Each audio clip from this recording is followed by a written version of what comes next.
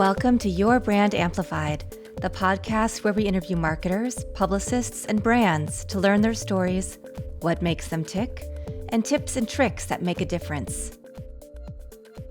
This is a long time in the making. I am here with Chancellor K Jackson. We share a last name. I love that.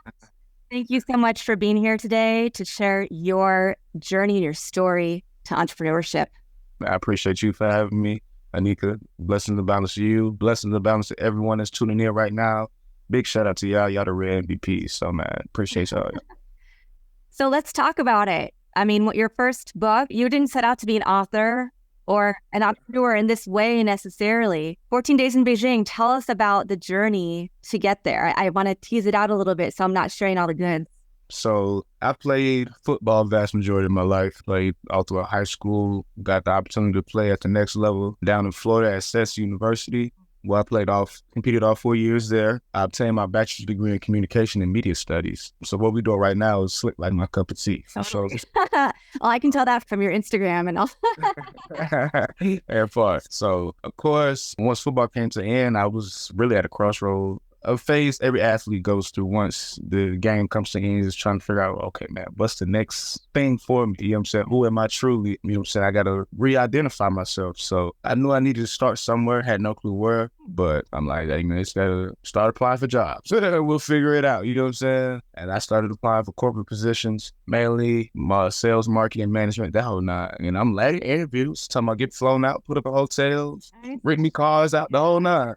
But I could not seem to land a position. I did this process for about like 8 months. So just 8 months of just trial and error. So I'm like, after I done graduated, I'm back home. I'm like, bro, what is going on? I done did everything, quote unquote, how I'm supposed to do it, but I'm still getting the short end of the stick. So I'm like, okay, we need to reapproach this job searching thing. Clearly, that's what it might not be for us. So what are you good at doing? Talking to people, working with people.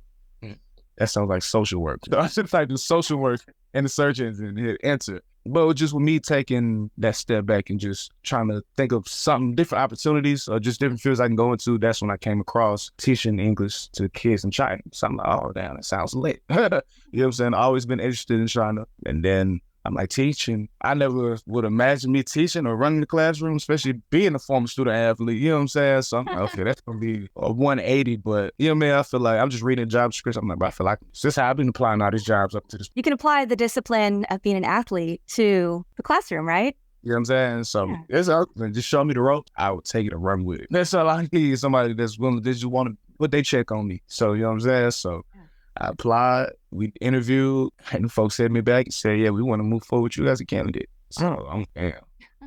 And like after all this trial and error, the first job to give me a green light is on the other side of the world. Ain't no ifs, ands, or buts about it. That's what we're finna do. Yeah, and did you speak any Chinese at this point? Absolutely not. Ben, wow, oh my gosh. Absolutely not. I started taking it upon myself to learn a little bit of the language, just so I could move the room. I didn't want to be out there and absolutely know nothing. I thought that was foolish, but I knew just enough to get by. As far as having full in-depth conversation, no, it's not happening. It's quiet. Wow. So what was the transition from being an athlete, graduating, trying to find a job? That has to be a rough transition. And then the transition to moving all the way across the world.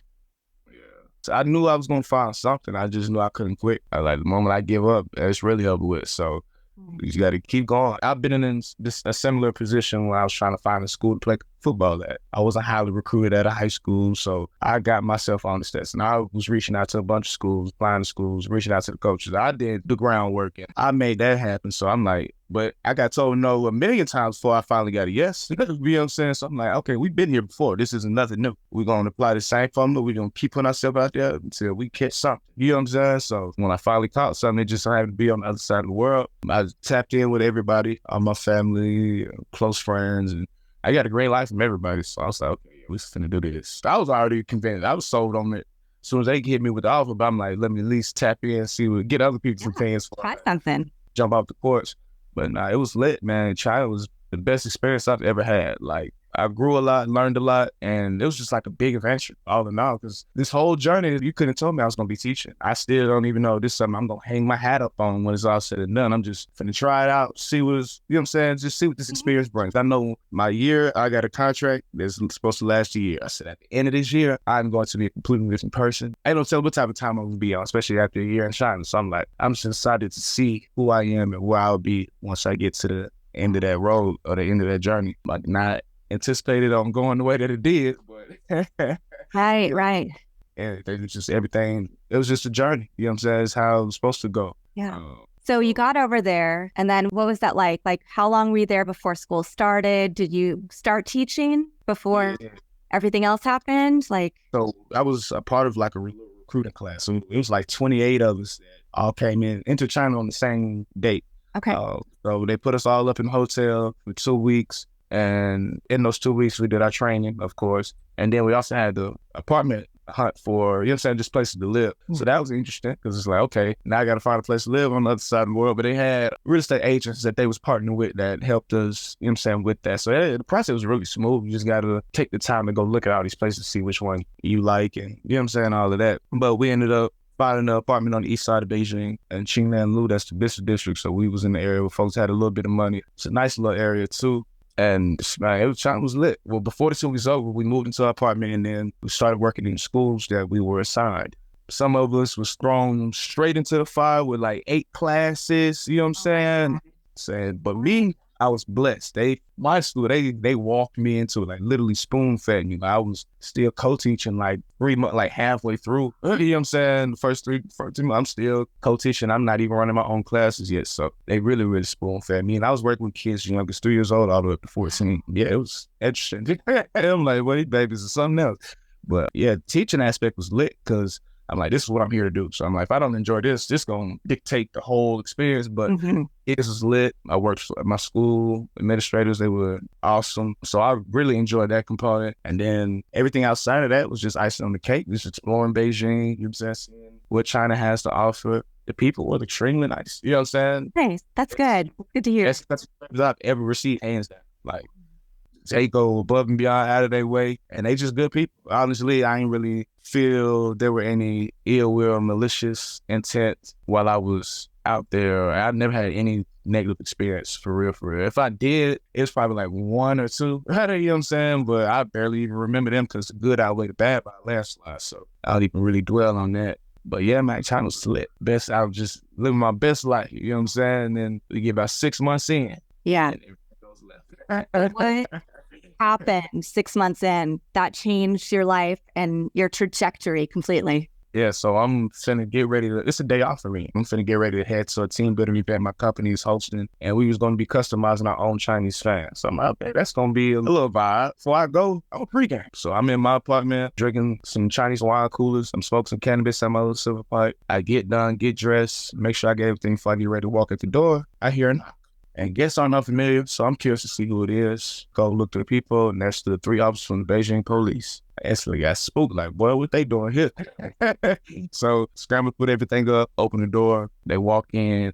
Officers question me about something. I don't know what he's just talking. I don't know what this man is saying. It's written on my face clear as day, but I don't know what you're talking about. Just because of the language barrier. He's speaking Chinese, like, I don't know what you're talking about. So he pulls out his phone, speaks it to a translator app, shows me the translation. The translation reads, "Are you on drugs?" Oh, Family, what you talking about? No. No, I don't know what you got going on. He speaks to the app again, shows me the translation. Are there any drugs in the house? Family, where you getting this information? How you doing, first and foremost? You good, everything? Yeah, you don't say you want some water? No. Passport? Let me go grab my passport because you got me confused for somebody else. Let me, you know what I'm saying, go show you what type of time I'm on. So I go grab all my documentation, come back to the living room, slap everything on the table. Like, I'm like, huh, bro? This is what you need to look at right here. This is what I'm on. I don't know what you got going. I'm just trying to finesse the situation for real, for real. Yeah. So he sits down. He's looking over my documents. The other 2 officers just walking around the apartment, just scoping it out. A few minutes pass. Another officer enters the room, and he has something in his hand. I really don't know what it is. He hands that item to the officer that's looking over my documents, and then that officer communicates to me that I need to pee into this cup. So it's a drug test right there on the spot. Yeah, is cannabis illegal in China? Absolutely.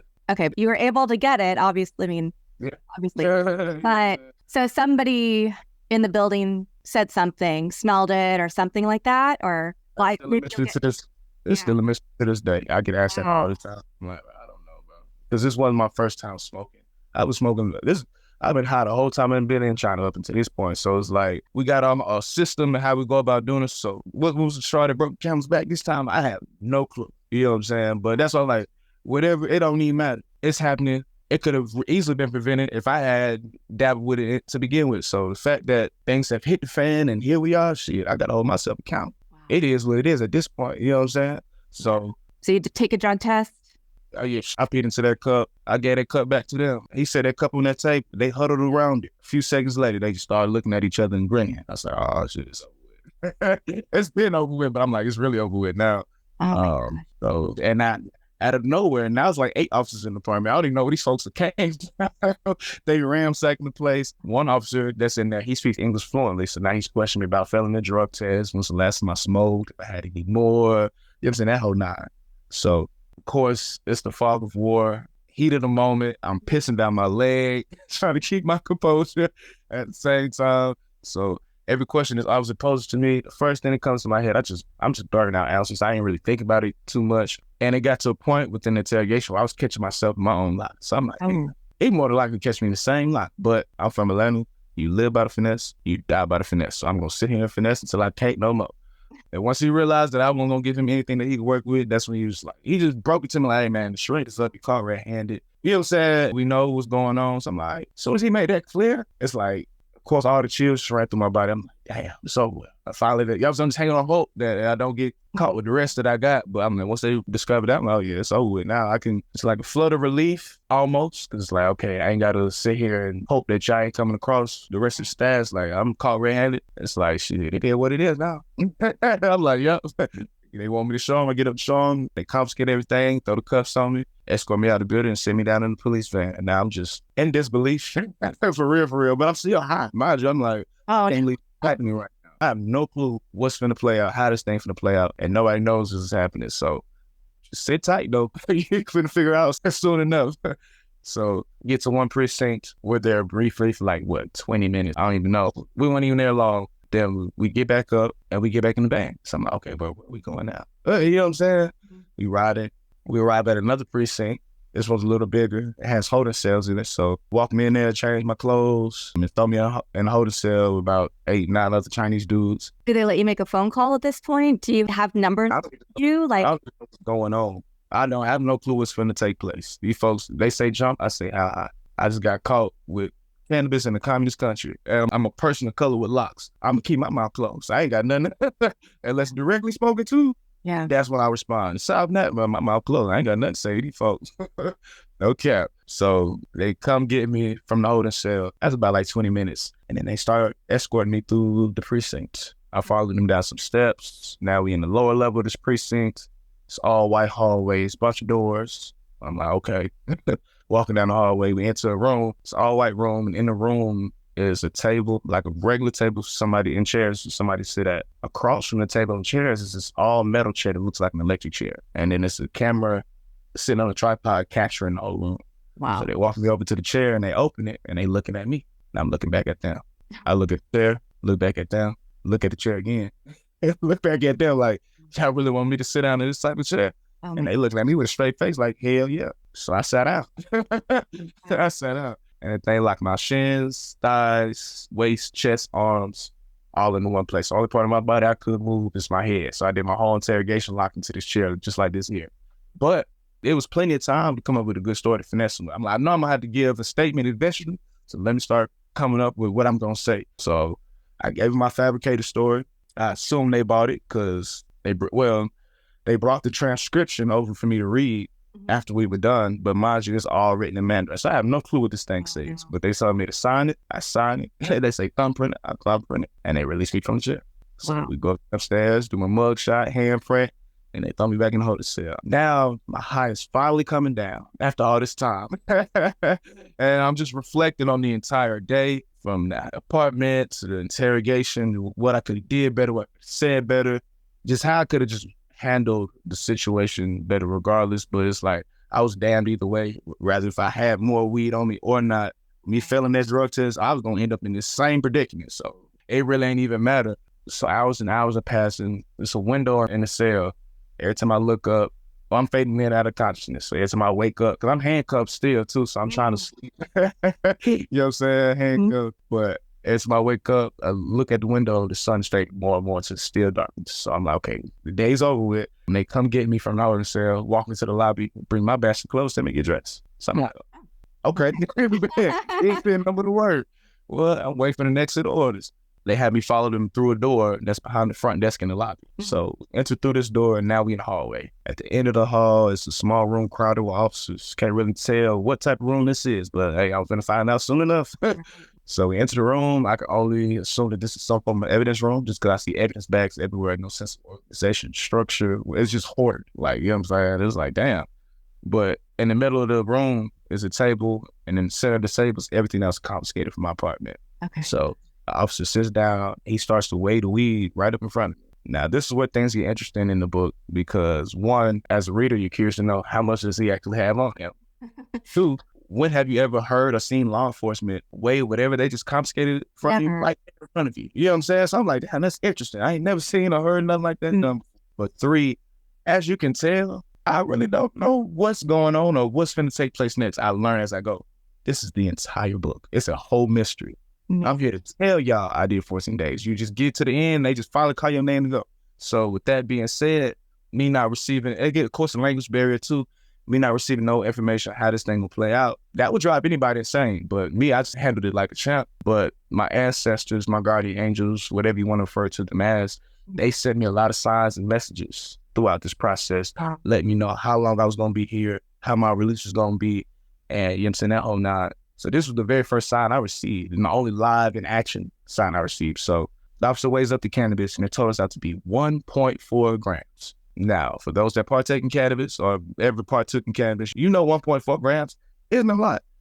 Even if you don't, we're talking units of measurement. 1.4 grams of anything isn't a lot. It's a lot. I really ain't have much on me, but you look at that number 1.4. Had a marker board right here, and I wrote 1.4 on this marker board, and I took the eraser and just erased that decimal. What number would you see? 14. That's the title of the book. Now, did I catch that initially? Absolutely not. Went clean over my head. But that was the very first sign I received. Let you know what type of journey it's going to be. A spiritual journey we finna embark on for sure. You know, I love this because I didn't even know about this side of it, of the story. I wanted to keep it fresh and not like do all the pre-readings so that I can go on this journey with my listeners. Yeah.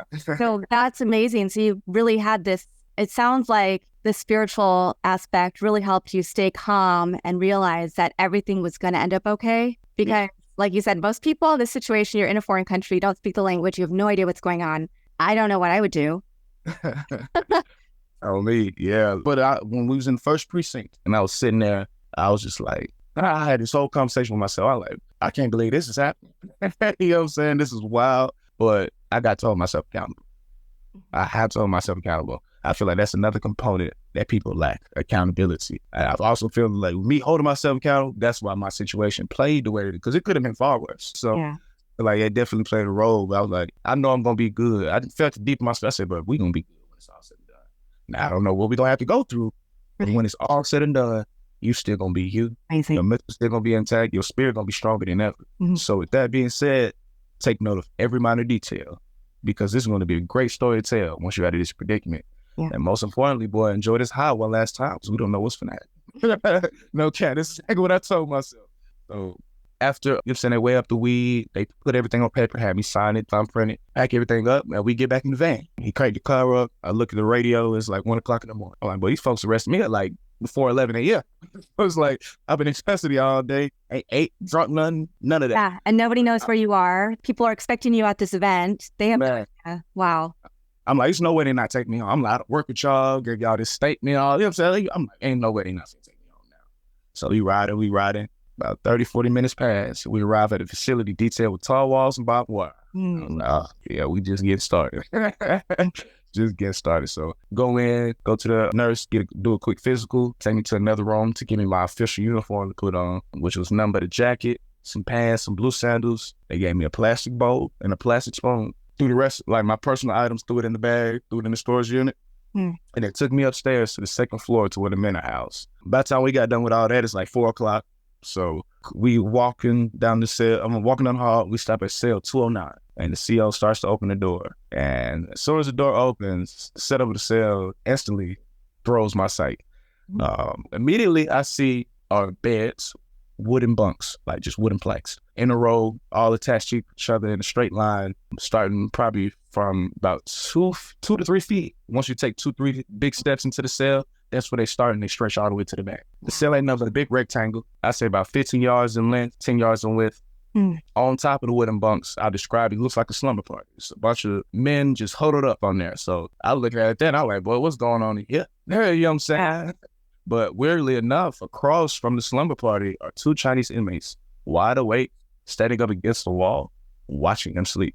So, exactly. So, of course, with them being awake, we make eye contact. Yeah. Now, the last thing them folks expected to see come walk through this door was a brother with locks. Exactly. So, the last thing I expected to see was 2 Chinese folks watching other Chinese folks sleep. So we just got this awkward moment of eye contact, trying to feel each other out, make sense of what's going on. So I walk into the cell, I do a head count.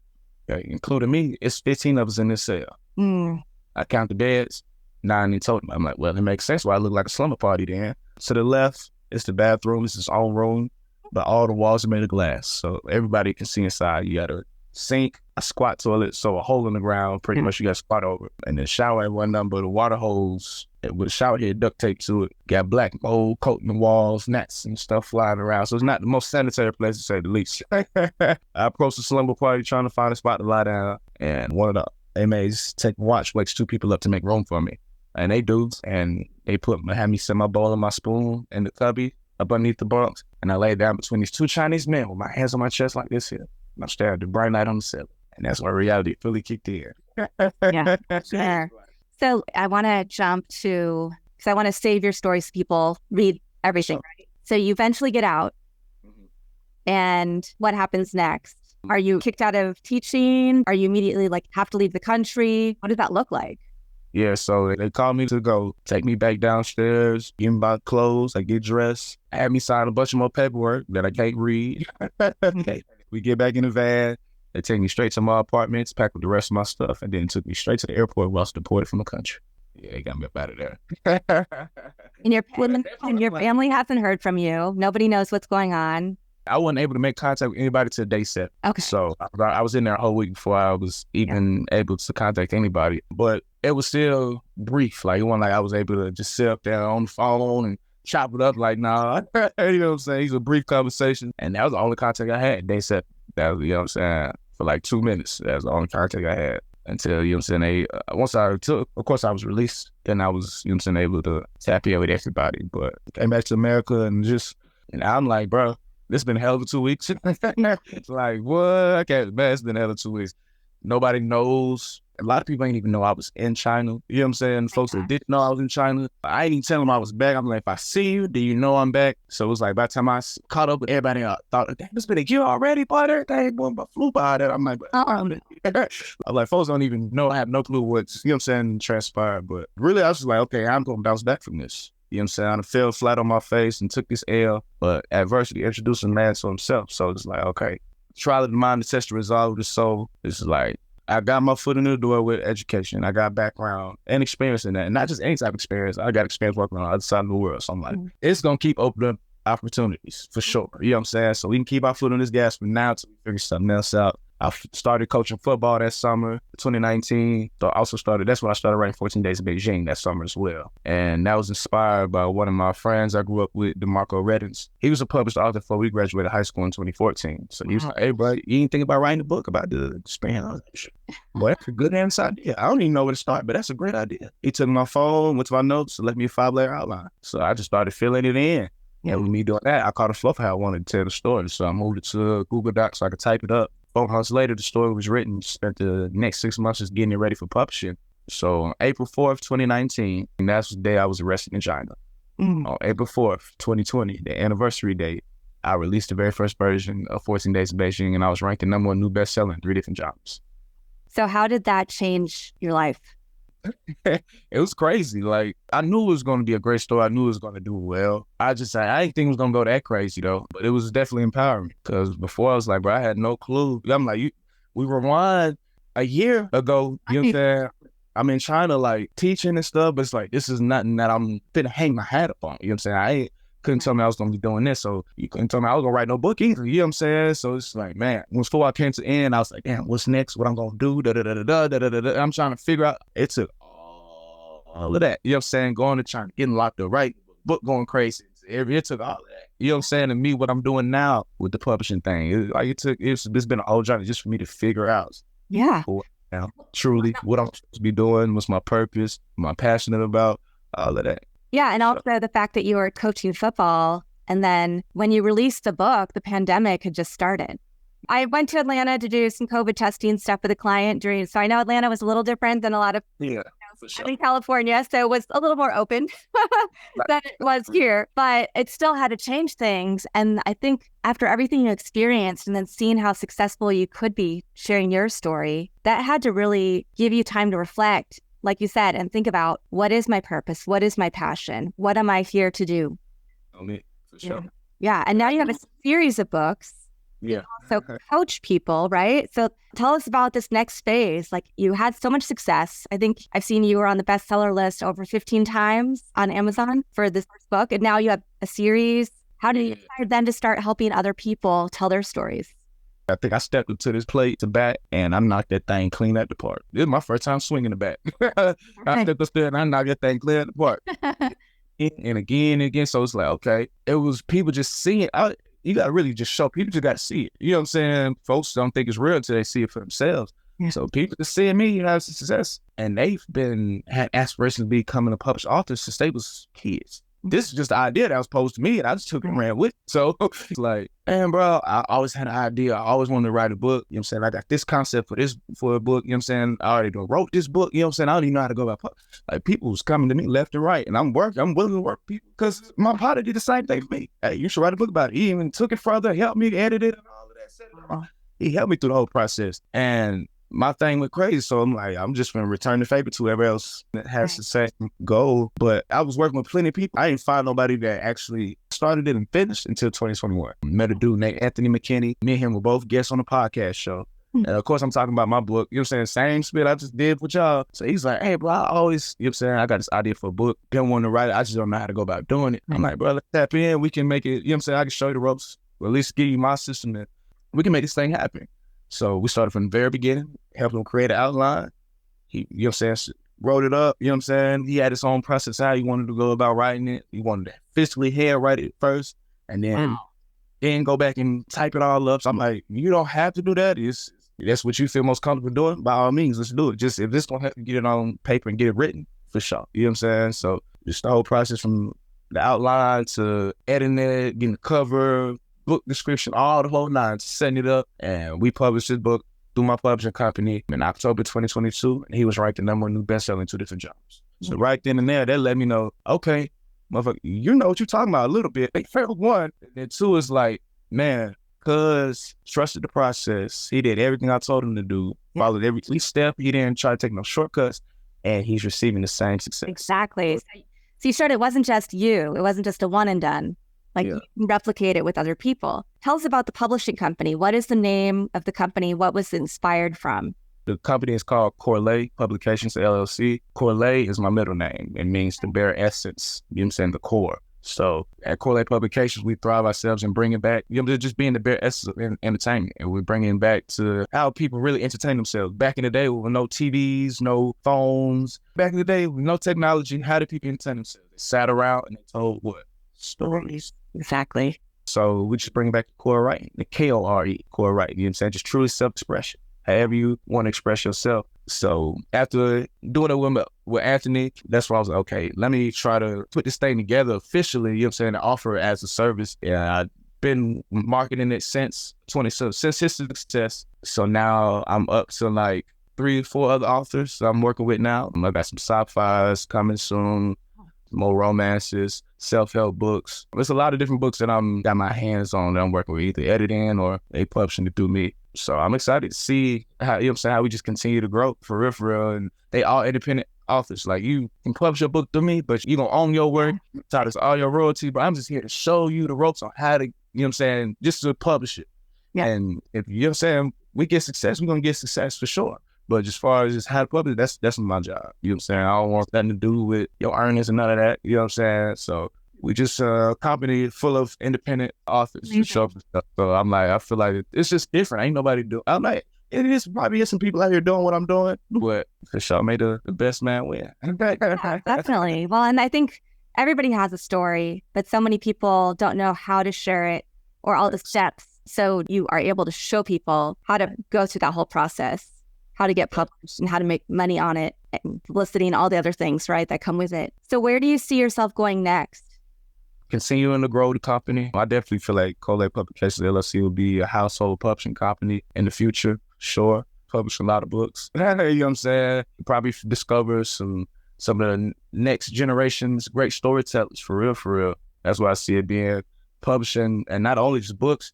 I want to do films as well, turn these books into films. So you're saying shows, documentaries, whatever, you know what I'm saying? Get them on the big screen. That'll be lit. And then I do a lot of other things outside of this. So I rent cars out. You know what I'm saying? I got a car rental service. So continue to grow that fleet, get into real estate in some form or facet, either be Airbnb, rental properties, something. This is a lot of money in real estate. So I'm taking cybersecurity, getting certified in cybersecurity. Wow. I'm running a lot of different marathons trying to get established. So I've never been... So when I play football, that's the only thing that's when I identified as one thing. Right. Once that came to end, I'm like, man, I got a lot of different talents. I'm good at a lot of different things. So I can't just put myself in just one category. You know what I'm saying? You're an entrepreneur, but you have multiple income streams. Exactly. Yeah. You know what I'm saying? Yeah. So just nice.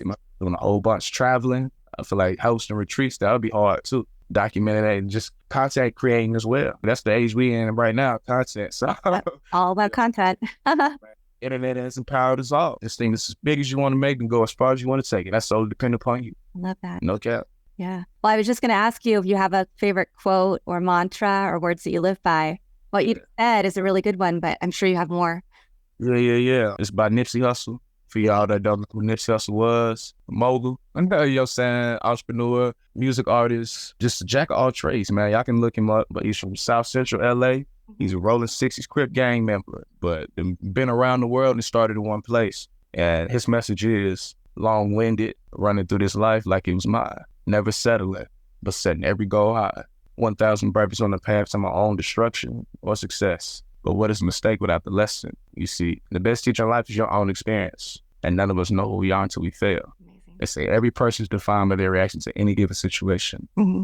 Well, who would you want to define you? Someone else or yourself? Whatever you choose to do, homie, be hard to it. Stay strong. Amazing. Chance, thank you so much. I loved being able to share a little bit of your story. I definitely want our listeners to go check out your book and your author page, your website. I'll have that in the show notes for everybody. What's the best way to follow you on social media as well?